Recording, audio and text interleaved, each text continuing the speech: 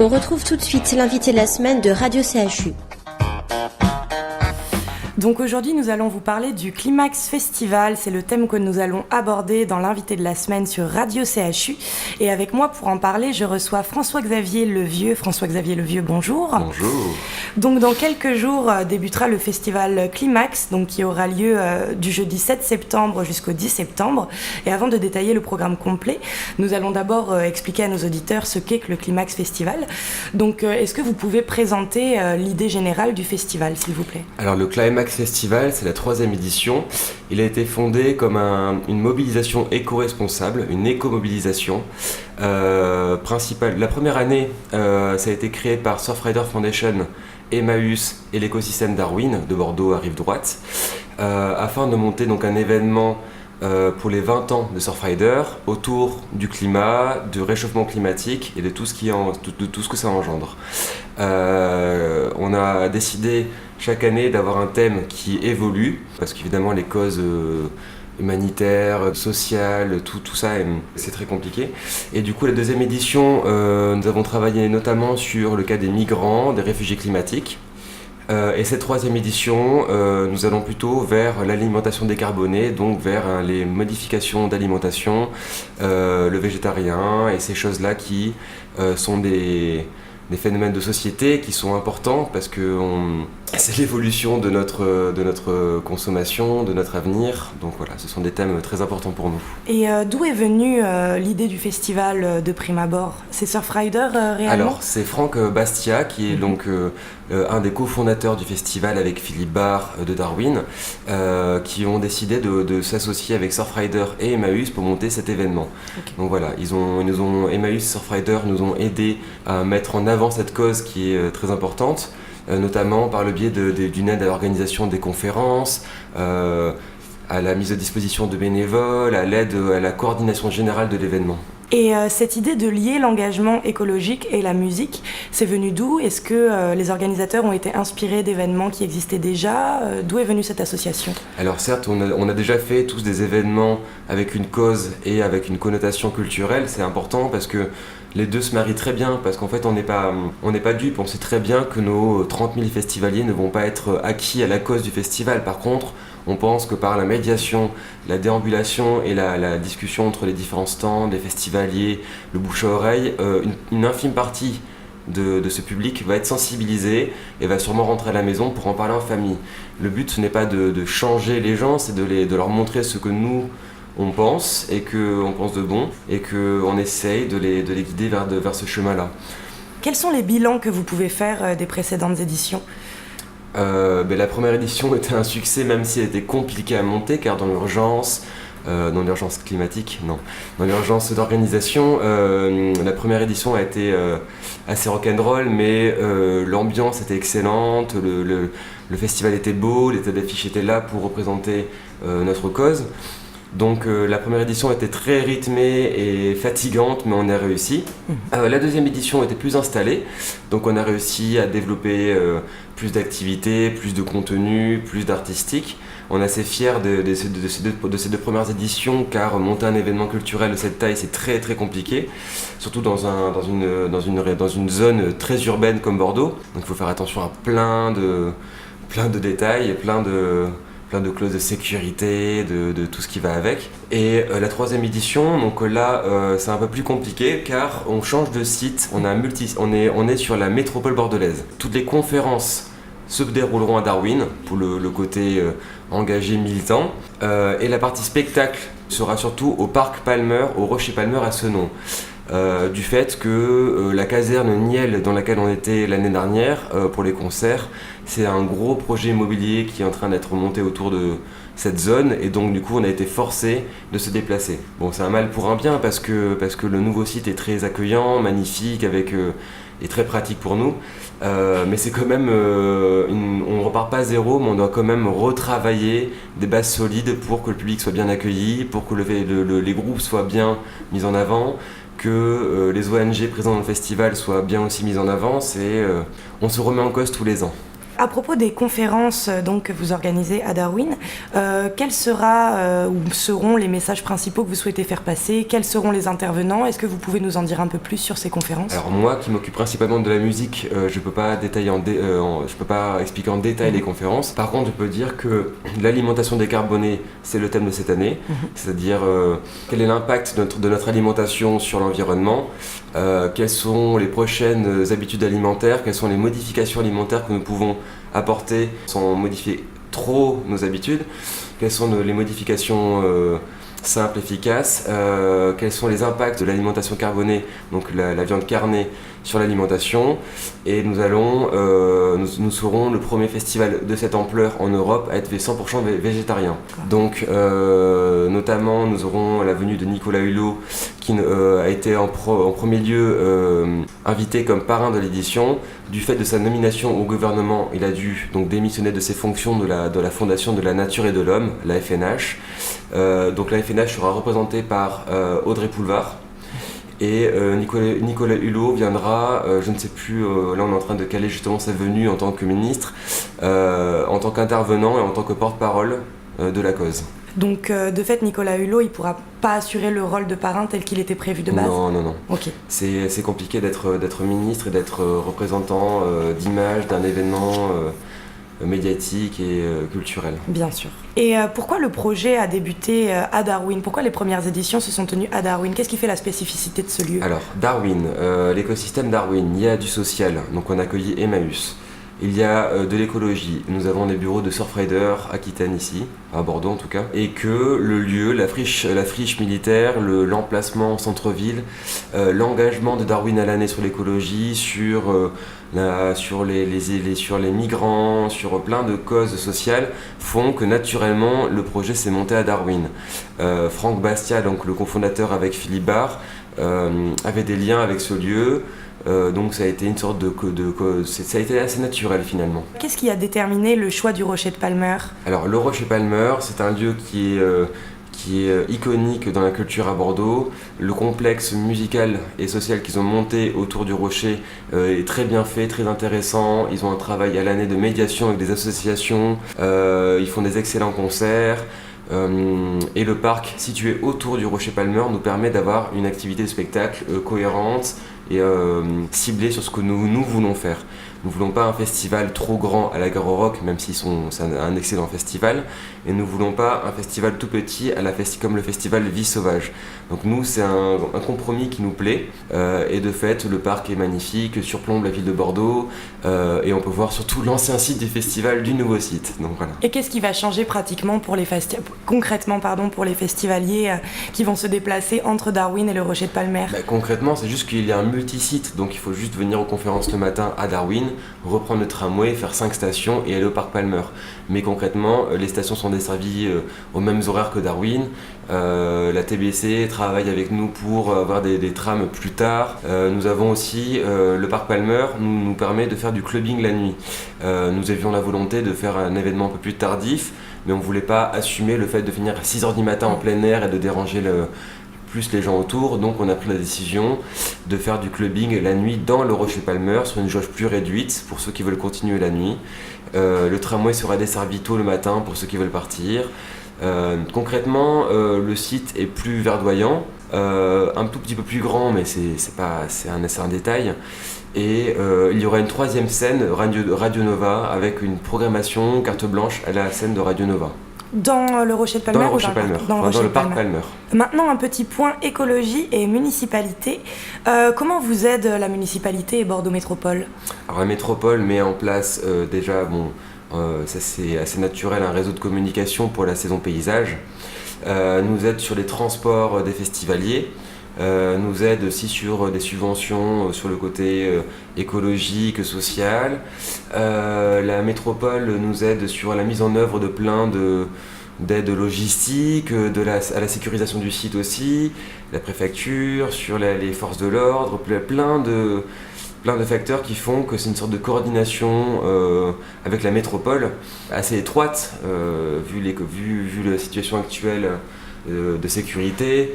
Même c'est intéressant de collaborer avec sa municipalité pour pour réussir à avoir un événement cohérent en lien avec son territoire.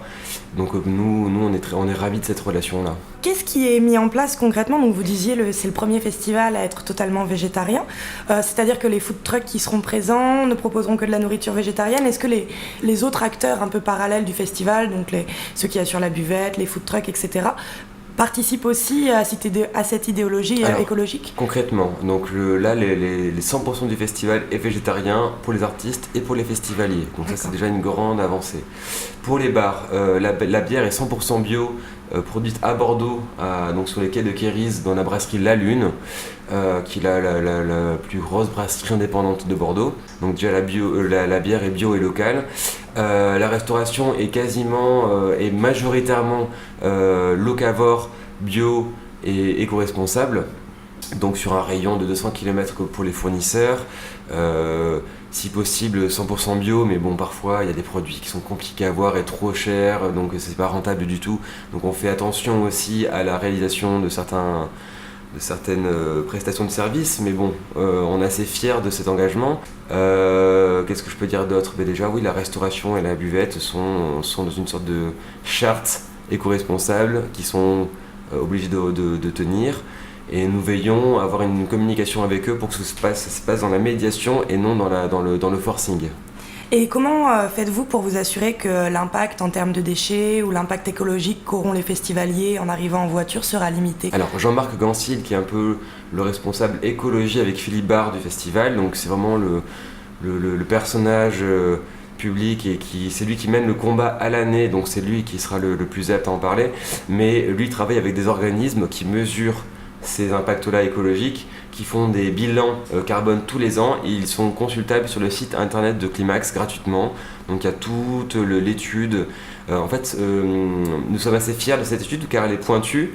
C'est un partenariat avec un organisme mais qui est compliqué à gérer. Ça nous prend aussi parfois un petit peu d'argent. Bon, on est assez fiers de le faire parce que ça prouve notre engagement et on veut montrer aux gens que s'il y a des critiques, s'il y a des gens qui sont mitigés sur notre engagement, mais il y a la preuve écrite et certifiée par des organismes professionnels. Un petit mot maintenant sur les bénévoles. Combien y en aura-t-il ? Combien y en a-t-il ? Alors en 2016, on était autour de 400 bénévoles. Évidemment, on a 2 sites, plus d'ONG, plus de stands, etc. Donc j'estime que ça va monter autour de 500 personnes, 500 bénévoles. Je ne dis pas un chiffre précis parce que je n'ai pas, mais entre 400 et 500 personnes. Ça vient d'ONG, de gens qui se sont aussi spontanément proposés, d'un appel à bénévoles qu'il y a eu il y a quelques semaines sur Internet. Donc tout ça se mélange pour une sorte de grande famille qui est vraiment c'est excitant parce qu'ils se retrouvent tous les ans. 2016 a été une année assez belle en termes de bénévolat parce qu'on a eu des actions naturelles des bénévoles envers les festivaliers qui ont été très bien perçues. Ils ont été intégrés dans le festival, ils ont mené des bonnes actions, de la bonne ambiance. Donc nous on est assez fiers de cette famille qui s'est créée autour du festival, qui est gérée notamment par Aurélien Gaucheran qui travaille à Darwin dans l'écosystème et qui mène ça comme une sorte de grande famille. Voilà. Donc une belle fête aura lieu à Darwin pendant ce Climax Festival, comme on l'a dit, qui aura lieu du 7 au 10 septembre. Et on va revenir sur Radio CHU dans un instant pour parler de la programmation musicale. Mais avant cela, on va faire une petite pause musicale en écoutant La Lune Rousse de Fakir, artiste de DJ qui sera présent au Festival Climax.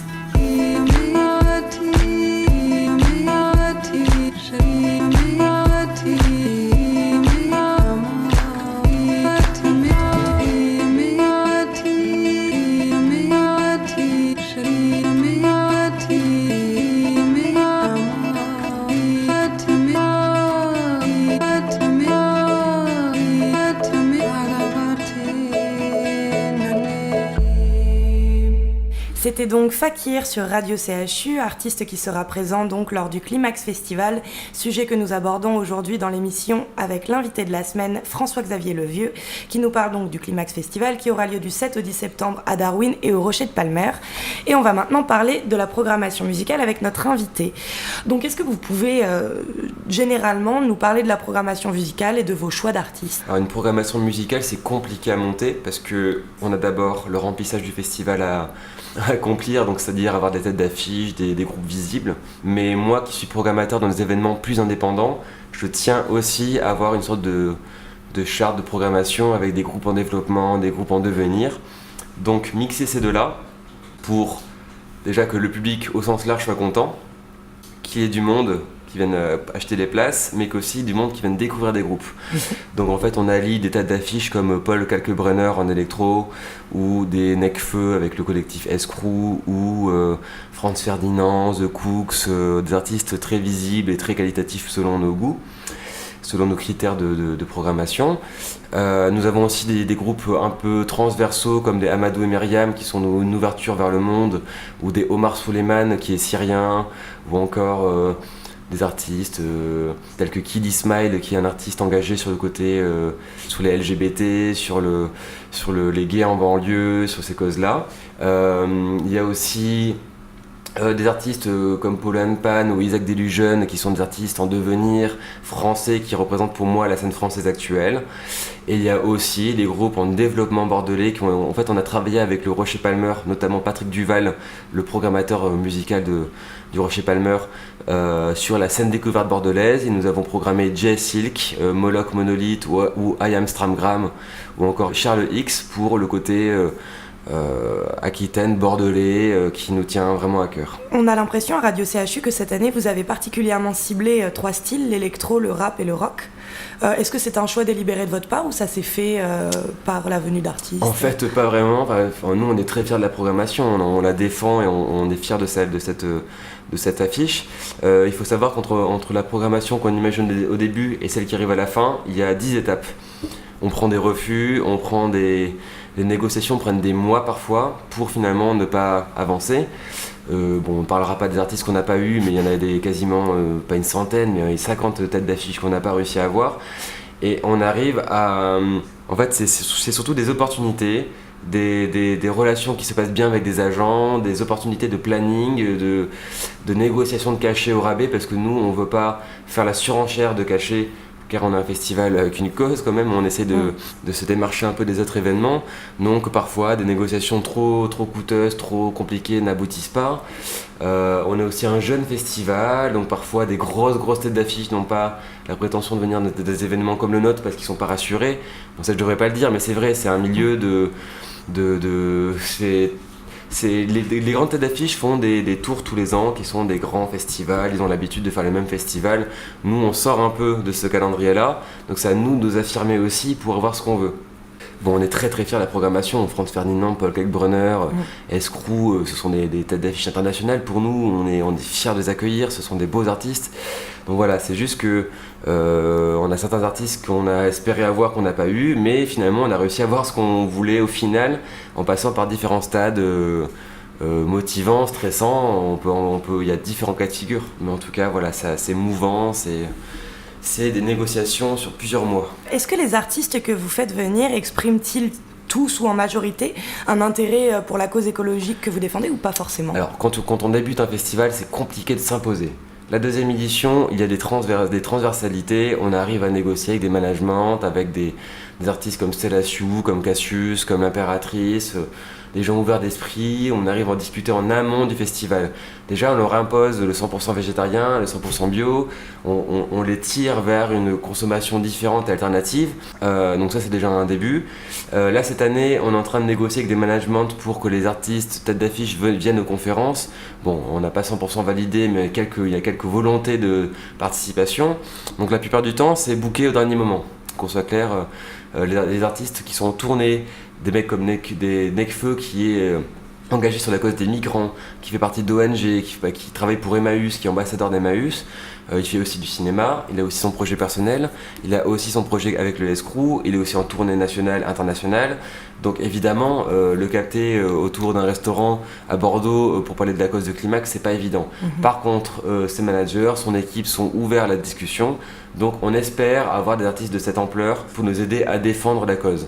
Généralement, les artistes le font de façon spontanée. Quand ce n'est pas spontané, on essaie de leur en parler et on voit si ça prend. Par contre, on ne va pas les forcer à faire ça. Bien sûr. L'année dernière, je crois que vous aviez eu la visite surprise de Marion Cotillard. Exactement. Comment ça s'est fait ?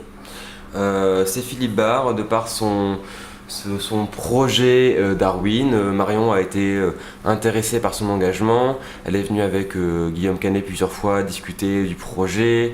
On lui a proposé de venir collaborer avec Edgar Morin, Philippe Barr et Pascal Lafargue de Emmaüs et Surfrider à une sorte de conférence de presse un peu happening pour mobiliser autour du réchauffement climatique et des migrants.